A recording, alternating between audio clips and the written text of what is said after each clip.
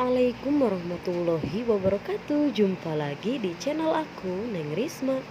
Di video kali ini aku mau berbagi resep cara membuat tumis oncom lenca kemangi yang pastinya enak dan cara buatnya juga gampang banget. Penasaran gimana cara buatnya dan bahannya apa saja?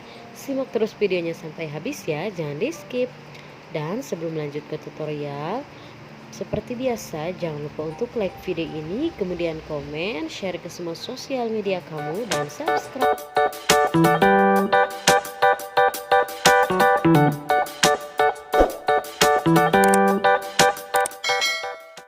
Untuk bahan utamanya di sini ada 4 keping oncom yang sudah ditumbuk atau diulek seperti ini.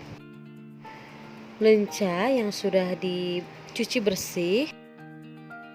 Kemudian untuk bahannya di sini ada 5 butir bawang merah yang sudah dicincang halus seperti ini, kemudian 3 siung bawang putih, 1 buah terasi, ada daun salam, kemudian cabai rawit 6 buah, cabai merah besar 2 buah, 1 ruas jahe, 1 buah tomat yang sudah dipotong-potong semuanya, dan secukupnya daun kemangi. Selanjutnya panaskan secukupnya minyak, kemudian tumis bawang merah dan bawang putih, kemudian terasinya terlebih dahulu. Kemudian masukkan jahe, tumis bersamaan. Dan masukkan juga cabai-cabeannya, tumis kembali. Masukkan 3 lembar daun salam. Dan masukkan oncomnya terlebih dahulu, kemudian diaduk-aduk.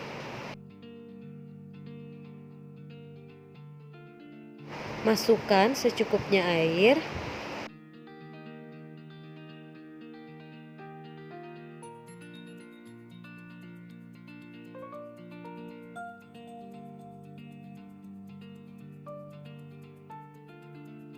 Kemudian masukkan secukupnya garam, penyedap rasa, dan gula pasir secukupnya. Masukkan juga 1 sendok makan kecap manis, 1 sendok makan saus tiram. Aduk kembali sampai bumbunya merata dan meresap.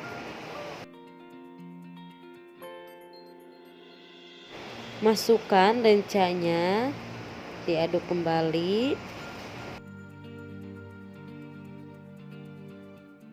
Dan masukkan juga tomat. Kemudian masukkan secukupnya lada bubuk.